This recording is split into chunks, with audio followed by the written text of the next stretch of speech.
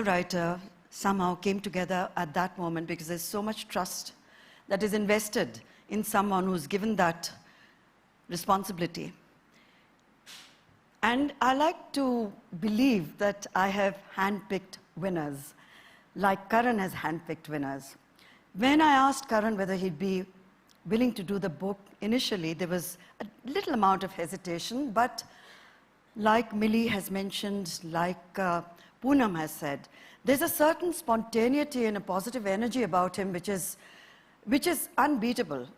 She's talked about him not acting like a celebrity. It's that very aspect of Karan's life that I find so endearing.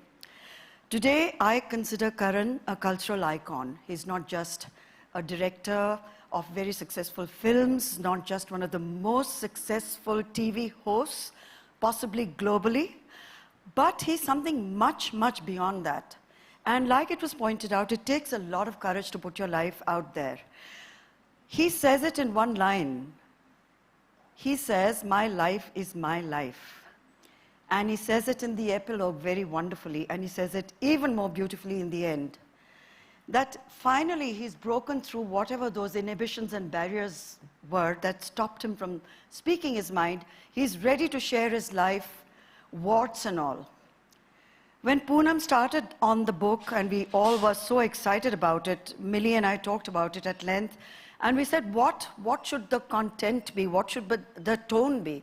At the end of the day, that is your prerogative, Karan. That is every writer who puts himself out there, every person's prerogative, what they wish to share and what they don't wish to share.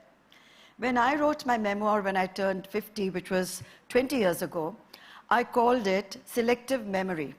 And people said, "Oh, so you're going to be selecting your memories?" I said, "Yes, I am. It's up to me. What I want to put out there in the public domain is entirely my call, and only I can make it." But Karan has gone well beyond that, and he has written a book that is remarkably candid and remarkably courageous, because he has shared his vulnerabilities and moments from his life, his personal life, which honestly, I was reading and rereading the chapters as I came driving to the venue.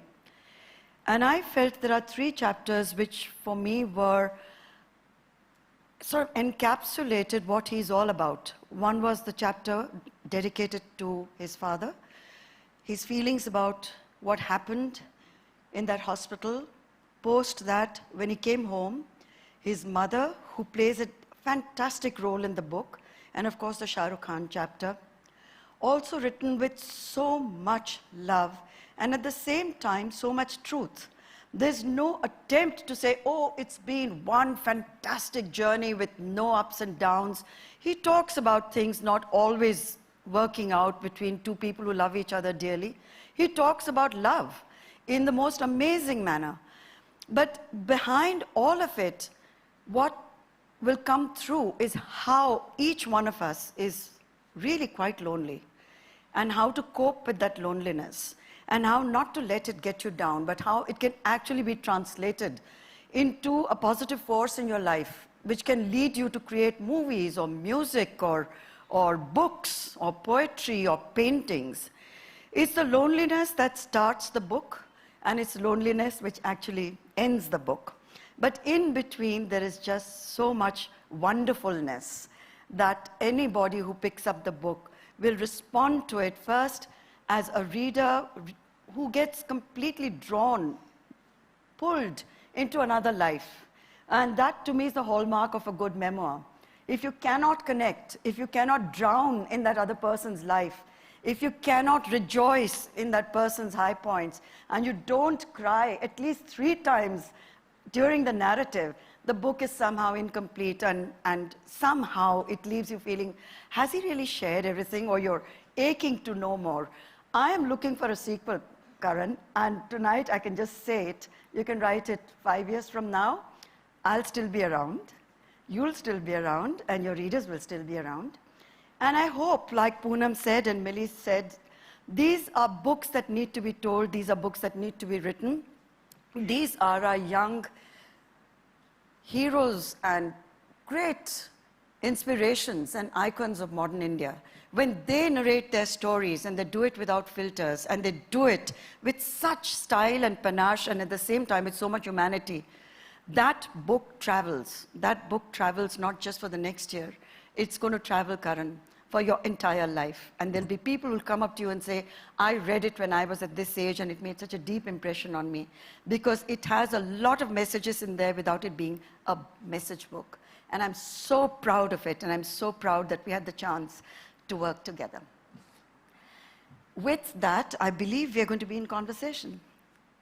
Are we not, Millie? Thank you, Millie. Thank you, Poonam. Thank you, Team Penguin. Thank you, Shah Rukh. Thank you all. It's a book that I hope, and I'm looking at someone sitting right there who I want to write the next book. She's still shying away from addressing it, but I know I'm going to get it out of her. She says she's too young to write it. I said there is no such thing. You can write your first book at 23, and it will still be amazing, because there are millions of young 23-year-olds out there, or even 63-year-olds, who would want to read your story, Alia. Just do it. Thank you again.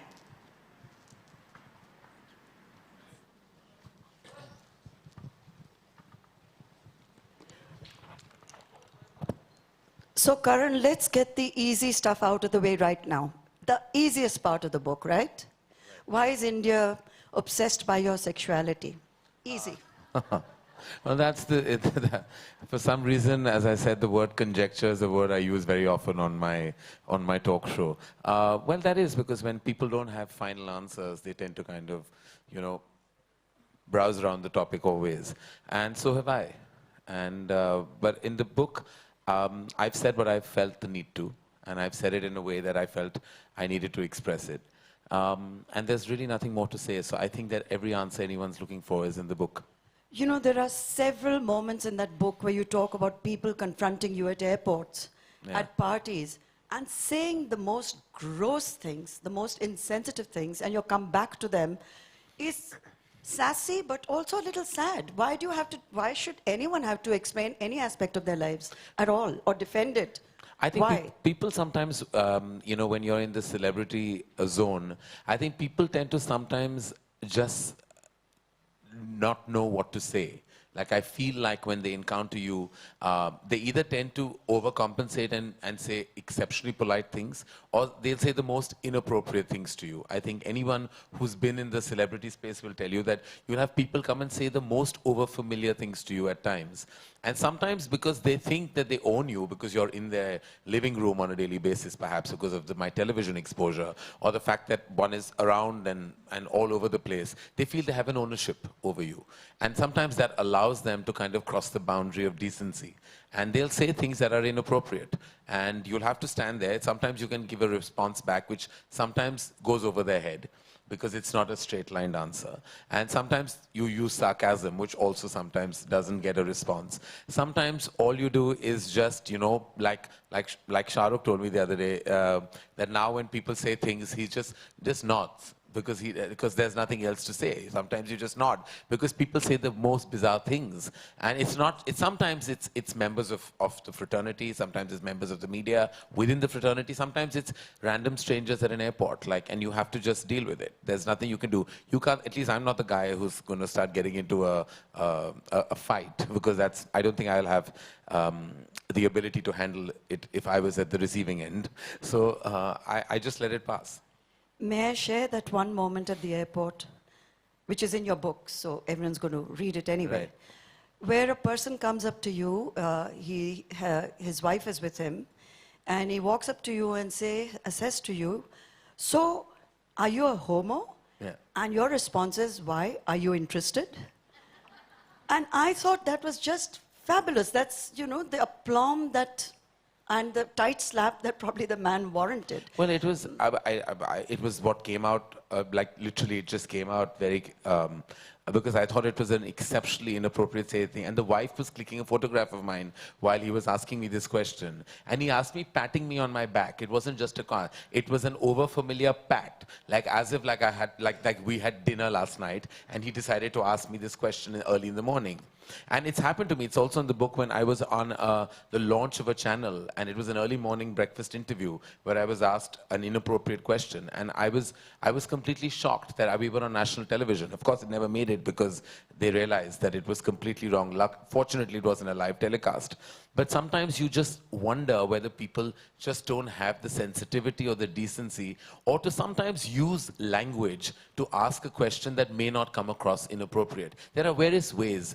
I'm a member of the media myself. I host a talk show. And I know sometimes when you want to kind of ask something, you can circumvent it with words and vocabulary. You don't suddenly just go out there and ask in the pretense of being completely candid, or then irreverent, or perhaps overfamiliar. But you know, the surprising part of the book, towards the end of the book, when you talk about maybe going on to dating sites, I found that fascinating, that you went on to an elite dating site and a date was set up for you in Tokyo. And you said, why should I go to Tokyo to meet someone? How did you get onto these dating sites? I mean, that's why? a story in itself. Yeah. Sometimes you have to kind of scratch the surface to find, what's not immediately available. So there are various ways and means I think people sometimes have to kind of look at. When you're single and 44, you'll probably go through every kind of possible available opportunity. I thought that was fantastic because most people would not admit it. I would have actually liked to give the name. It was a selective, I would have liked to give the name, but they're so exclusive and quiet and have full, disclosure issues. So that's why I didn't give that information. Not that anything's come out of it, and I'm not a success story of their agency at all. In fact, I'm a rather, apparently 2 out of 3 people succeed, and I'm that one who failed. You've also talked about 3.5 failed relationships. 1 true love, and I think 3.5 failed relationships. You've spoken about it with a great deal of some amount of regret, but compassion, empathy about why they didn't work out. Well, they were not any relationships. They were mostly unrequited love situations, which is great fodder for a filmmaker, not so great for a personal life.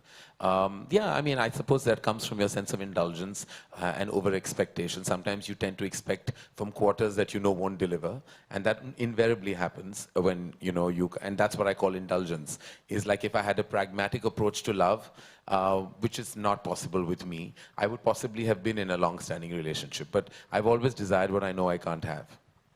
You also talked about divorce being the new marriage. And throughout the book, there is a kind of a strand which keeps going back to infidelity. And it's like almost a semi-obsessive aspect of your creative process to deconstruct everybody's marriages and to see who's cheating, who's lying, who's living a lie. Because truly, in my experience, I think there's much ado about fidelity and infidelity. I think sometimes true emotion and relationships can go beyond those. And being a single bystander, you tend to be so close to so many relationships and marriages. And in my experience, and I say this, and I don't have any kind of, with all kinds of moral policing on my statement, I'm sure, but I don't think infidelity is a deal breaker. I don't believe it is. It's not a deal breaker. No, I don't think so. And I feel like it's very individualistic. It's as per each one's life. And I feel like I'm not judgmental about it at all. And I'm not sure if I'm capable of complete fidelity, even if I was deeply in love.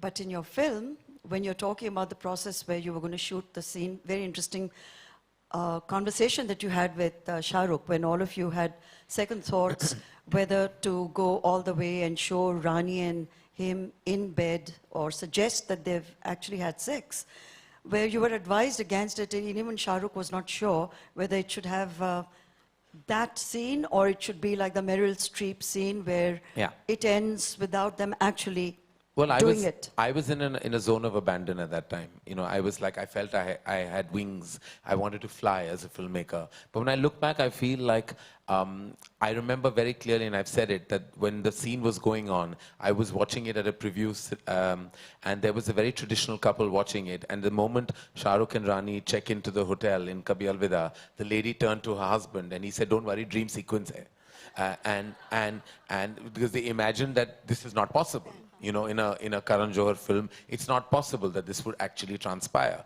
At the moment they realized it was not a dream sequence, 5 minutes later they were out of their cinema halls. So I realized that, sometimes topics like this are brushed under the carpet in our society. We don't like to watch what is startling and truthful on celluloid. We like to watch virtue and morality, say the right messaging. The moment you make viewing uncomfortable, the moment you say things that hit you hard, those are the films that bother you the most, and you have extreme reactions. Kabhi Alvida had extreme reactions. I had people come and say, I hated it. The only reason you can hate it if it's the truth of your home. And it's the truth of your marriage. You can't hate that film otherwise. Or had people say, it's uncomfortable to see this film with my spouse. Because what do you say after? Oh, I love the film. What did you love about it? You know, if I hated it, then why did you hate it so much? You know, so it's basically, it was more a commentary. So the film did so much, and someone told me that it did so much better in the West because there's a culture of watching film alone. So there are men who went alone and women who went alone. But in India, we go as a couple or as a family, and it's an uncomfortable watch sometimes. I think that's changing. I see a lot of movies on my own in a theater, and I enjoy it thoroughly. I think I see a lot of other ladies also coming and watching movies. It's changing. Thank God. All right. There's a wonderful chapter on Shah Rukh where the first time you meet him and you go with a certain baggage because A, you're awestruck, you expect to meet a big star and you're completely disarmed because he's so normal, he's warm, he's caring, he's very respectful towards your father. They have a relationship completely independent of... I mean, it was, I remember the day so clearly etched in my head, like it's like it happened yesterday. I grew up with movie stars that were stalwarts, that were luminaries, that we literally looked up to, like Mr. Bachchan. You know, when he walked into the room, there was a sense of like, you know, like glory. Someone magnificent has walked in. So there was this stardom that I had realized, being a producer's son, stars were always put on a pedestal. We were always the poorer parties. We were the ones that had to kind of succumb to their stardom, look up to their, full of awe, because they were the ones who made the movies happen. So I grew up feeling movie stars were like unapproachable entities. I had then lost track with the generation because I was in my college days, and I was touching base with my father's side of the business much later when he took me to meet Shah Rukh to sign him for Duplicate. And I had never met somebody who was a young movie star, who was so loved at that time, and everyone wanted him in their movies, who was this animated, this conversational, this, what do I say, just this real person. So I was in shock. And the fact that he respected my father so much, the fact that he showed that respect meant the world to me, because up to that point I felt like my father had not had the best run at the movies, you know, even with certain people and relationships. And when I saw Shah Rukh give him that love, I think I fell in love with Shah Rukh at that moment, because I saw the love he gave my father, and that to me meant the world. Nothing else mattered. There's a lovely insight also when you talk about your father. I think that was beautiful, where you said that despite him achieving success by the time you started working together, in his head he was still like a production person. So it was his instinct to carry the bags of stars or open car doors for them. And which my mother went hoarse trying to tell him, Yash, you're a producer. You're not a production manager. You shouldn't be doing these things. It's wonderful that you share it. It was his instinct. He couldn't help it. He just couldn't, like, whatever. And it was like, and I, of course, was born like I was a movie star in my head. Even though I had nothing, in my head, I was always royalty. For some reason, I don't know where, my mother always said, I don't know where you came from. Because, you know, I didn't have their value system. And I was always somebody who lived beyond my means. It was because I was pampered by my father. It was, he allowed me to believe that. He really, when I was 150 kilos fat, thought I had 5 kilos of puppy weight that I should lose. He thought I was the most gorgeous looking son. Could have been a film hero, knowing very well I knew my personality would not allow me to be a lead in a Hindi film at all. But he thought he could have launched me. When we were talking about my first film, he said, "Tu thoda patla ho ja, tu kar sakta hai hero ka kaam." And I was like, at that point, I was like, how do I get love and balance it with delusion? Because, you know, my mother secretly, I think, always knew that I was not meant for certain things. But my father just loved me unabashedly. There's also a wonderful moment that you talk about when Kajol, who you now don't have the same relationship with any longer, but maybe you will in future, when she told you that if you want to establish your, you want to assert yourself on the set, just come and shout the hell out of me, just come and yell at me to show that you're the boss. And you were faking, I mean, you were faking it, she was faking it. But I thought that was very generous of her and very smart of her to think of that. You were young, you were nervous, she was a huge star, and she says, just come out there and shout at me. Yeah, And it's you did. true. It's what happened. It's what's in the book, as are many other things. Kajal, I think enough has been said about recently, especially when excerpts of the book have been out. So I don't want to say any more about the fact that we have great history. And I want to remember just the history that we've shared. This is a moment in that history of nearly 25 years of a friendship. And yeah, sometimes chapters end, books end, relationships end. But yet, you talk about when you hugged Shah Rukh at Deepika's party, and suddenly, whatever tension there may have been, melted away. That one hug, there was so much love that was exchanged, and it was all eliminated. I think there was never, there are ups and downs in so many relationships, but with Shah Rukh, it's, there is deep love. There's no other way of communicating the respect and love that I have for him. And I believe that ours will be a dynamic, and ours will be a relationship, and ours will be a connect that will be forever. It's only because my love for him has only grown over the last 2 decades. My love for his family has been so constant and consistent.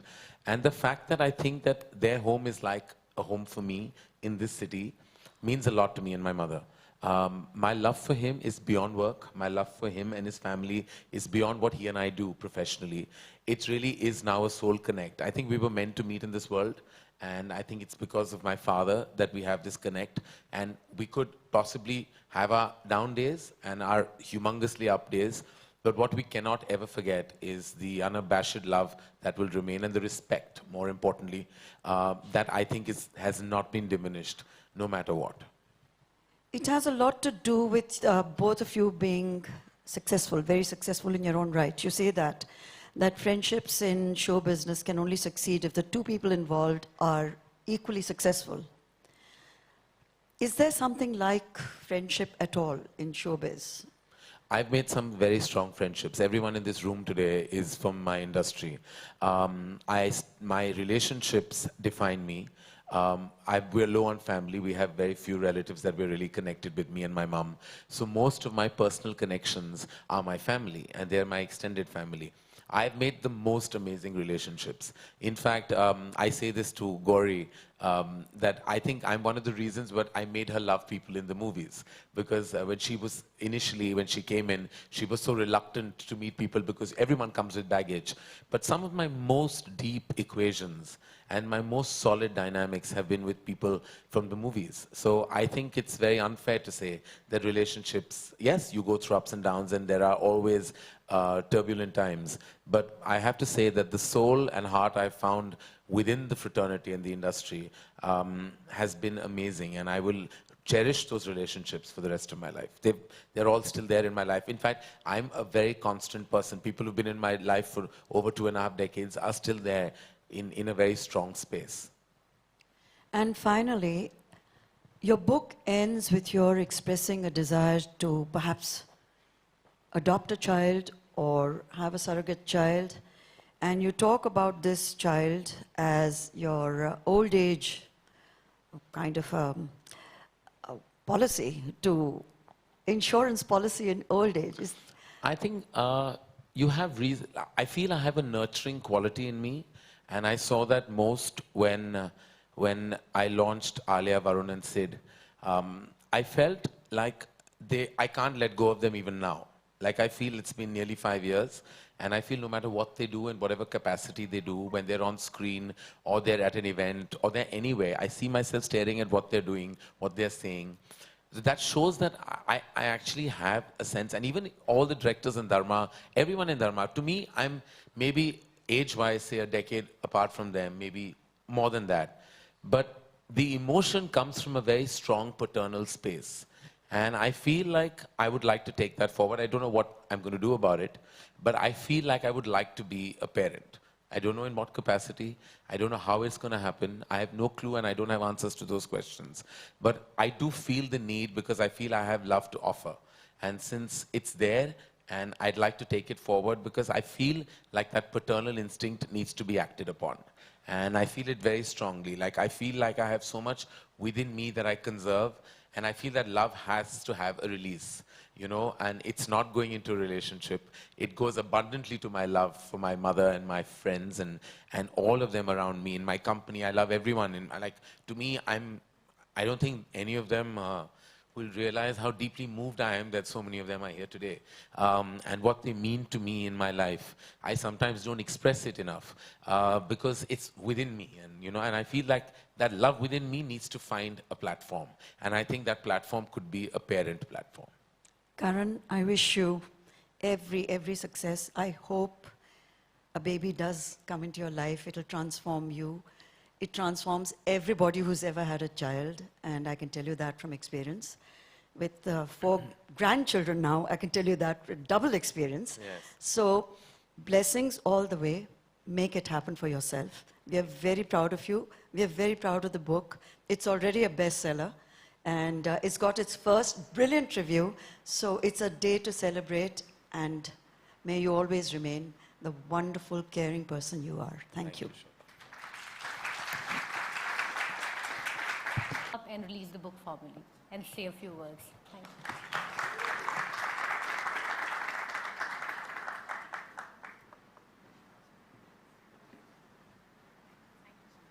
Do I say or do I leave? Please sit down. Please sit down. I'll just speak. No, he's going to sit down. But pehle he'll speak. Can you just, Should I speak first? Or? you want to speak first? Yes, I will. Good evening, everyone. First of all, Mili Aishwarya, thank you for publishing the book. Shobha for convincing Karan to write a book, and all his friends who are here, I'm sure, who have formulated his life, who have, done things in his life which comprise of the book that he's written.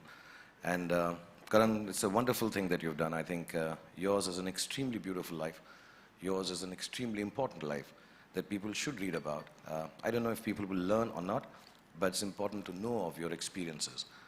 My only questioning part of this whole book is the title. I find that a little different. It could have been titled anything. It could have been titled, according to me, apart from The Unsuitable Boy, it could have been the Good Boy. Yeah, he's a good boy. If his father was here, he would vouch for it. His mother is here, she would vouch for it all the time. You know, there are very few boys who sit down with their mothers at night and discuss tele-shopping. He does that at 3 a.m.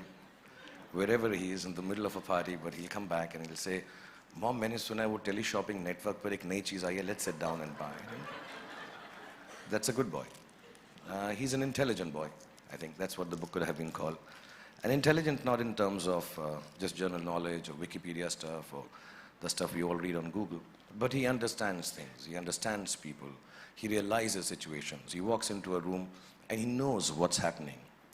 And I find that extremely gifted. I think he has a gift from God that he can understand people and use it intelligently. And even with me, if I may say so, there are very few people who can keep up conversations with me because I'm such a genius. But really, I say that with humility and modesty. But he's been able to have conversations with me, the best conversations I've had in my life, late into nights in New York or here. Or sometimes when I'm just alone, I call Karan and say, let's just talk.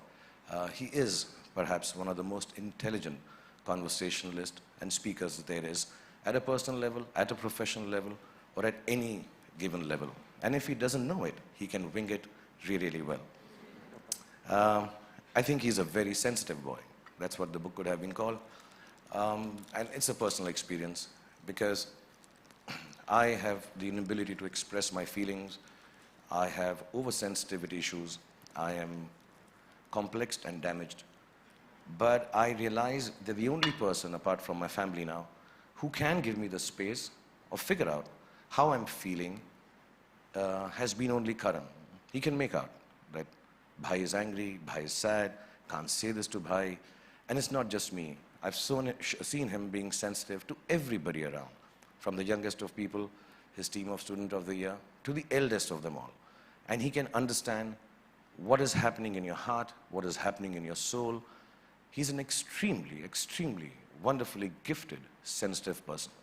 The book could have been called The Brave Boy. And I say this with vehemence and conviction because Karan is different.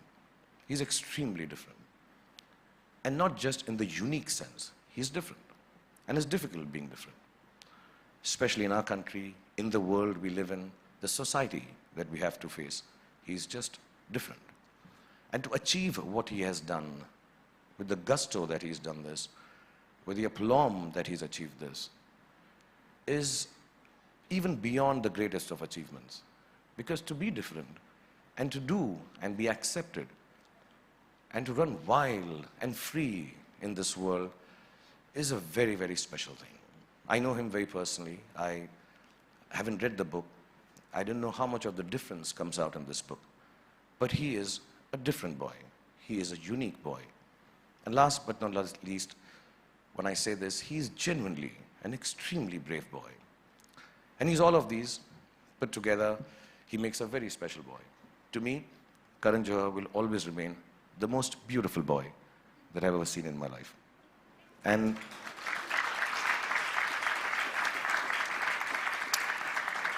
I'm extremely honored to be here. And I don't say it just because we're at a function and you're supposed to say this about a guy who's releasing his book. I'm extremely honored, genuinely. You know, there are different aspects. You think of yourself, when I was young, I thought if I get an X amount of awards, I would have arrived. If I got an interview with so-and-so journalist, I have arrived. If I made it to the cover of a magazine, specific one, oh, I have arrived. I genuinely believe, 25 years of work, 51 years of age, I truly, truly, and I thank you from the bottom of my heart for this, I truly believe my children, my wife, and myself, we truly have arrived because I have a full chapter in your book. So thank you so much. God bless you. And may Allah give you happiness, health, goodness, children, many of them, and everything that you ever wanted. God bless you, and thank you for calling me here and giving me such an honor. Thank you.